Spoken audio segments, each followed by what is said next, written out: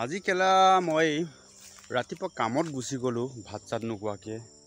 তাৰপিছত কামৰ পৰা আহিলোঁ, বহুত ভোক লাগি আছে। তাৰপিছত ঘৰত মাইকীটো নাই, লগতে মাও কিবা কামত ব্যস্ত আছিলে। তাড়াতাড়িকৈ ঘৰত আহি কিনে মই ভাতটো খাব ল'লোঁ। ভাতটো চাওঁ মানে একদম গাহৰি মাংস বনাই থৈছে, বঢ়িয়া একদম, আৰু অলপমান ড্ৰাই ফ্ৰাই কৰি থৈ দিছে। লগতে আৰু চব্জিটো এই আমাৰ জাবৰাং শাক বুলি কয়, জাবৰাং শাকটো দিয়া আছে, বহুত বঢ়িয়া কৰি। এইটো বস্তু মই বহুত ভাল পাওঁ আচলতে। তাৰপিছত ভাতটো খাবলৈ ল'লোঁ, পোনে দুবাৰমান খালোঁ। খোৱাৰ লগে লগে এই আমাৰ যিটো ৰাববাং বুলি কয়, আমাৰ ঘৰৰ মিচিং ঘৰবোৰৰ পাকঘৰৰ আপুনি গ'লে দেখা পাব, তাতে জুইশালত অলপমান চাঙি দিয়া থাকে, তাক ৰাববাং বুলি কয়। আমাৰ ৰাববাঙৰ ওপৰতে দুটামান ভোট জলকীয়া আছিলে, এটা অলপ নৰম হৈ গৈছে আৰু ইমান বেয়া হোৱা নাই, কিন্তু খাব পৰা যায় আৰু। তাৰপিছত মই ভাবিলোঁ এটা এতিয়া খাওঁ, আৰু এটাটো অলপ ভাল আছিলে, কিন্তু বহুত বঢ়িয়া কৰি আছিলে সেইটো অলপ পিছত খাওঁ। এতিয়া অলপ নৰম হৈ যোৱাখিনি খাই দিওঁ, ৰাতিলৈকে সেইটো বেলেগটো ভাল হৈ থাকিব বুলি ভাবি কিনি এটা থৈ কিনি এইটো খাব ল'লোঁ। আৰু খাব লওঁতে পোনে দুবাৰমান ভাতটো খালোঁ, একদম বঢ়িয়া কৰি, বহুত ভোক লাগি আছিলে। খালোঁ দুবাৰমান, ইমান টেষ্টিও লাগিছে। তাৰপিছত চাওঁ মানে তিনিবাৰ দিয়াৰ পিছত মোৰ চকু মানে ভাত তালিলৈ গ'ল।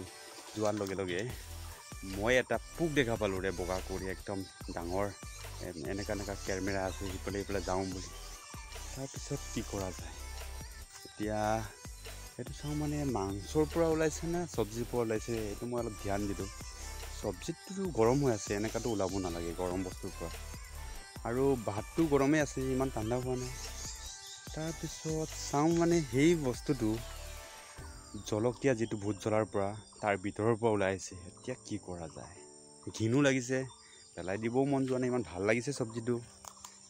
এতিয়া আৰু পোকটো হাতাই কিনি পোকটো বাহিৰত পেলাই দিলোঁ, পেলাই কিনি মাৰি দিছোঁ। আৰু অলপ যিটো চাইডত পোকটো আছিলে, তাৰ এই চাইডৰ ভাতখিনি ওলাই কিনি পেলাই দিলোঁ। এতিয়া উপায় নাই, বহুত ভোক লাগি আছে আৰু তাকে খাই দিলোঁ আৰু ধাবাধপ, কি কৰিবি। পিছত এতিয়াও আৰু সন্ধিয়া, এতিয়া 4টামানেই বাজি গ'ল। এতিয়াও এইটো ভাবি কিনি মনটো কিবা লাগি, 2টা বজাৰ পৰা এতিয়া দাঁতটো মই মাজিয়ে আছোঁ, এতিয়াও ভাল লগা নাই। মই বহুত দিন চিকৰ খোৱা নাছিলোঁ, আজি 3 পেকেটমান চিকৰো খাই দিলোঁ। এতিয়াও এই মানে যিটো ফিলিংছ, পোক এটা খোৱাৰ নিচিনা মোৰ অনুভৱ হৈ আছে।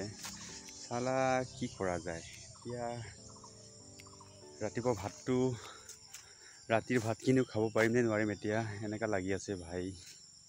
এতিয়া কি কৰিম বে, ইমান দাঁত মাজিলোঁ, এতিয়া বাঢ়নি দি মাজি আছোঁ, এতিয়া কি কৰিম তাকে ভাবি আছোঁ। এতিয়া কিবা উপায় আছে যদি কবিচোন। পোকটোতো কোৱা নাই, পোক নাখালে এতিয়া ঘিণটো লাগি আছে, সেইটো মনৰ পৰা যিটো ফিলিংছটো, যিটো মানে মই ঘিণ লগা সেই ফিলিংছটো হটাব লাগে। এতিয়া আপোনালোকে জানে যদি কমেণ্ট এটা কৰিবচোন ফ্ৰেণ্ডছ।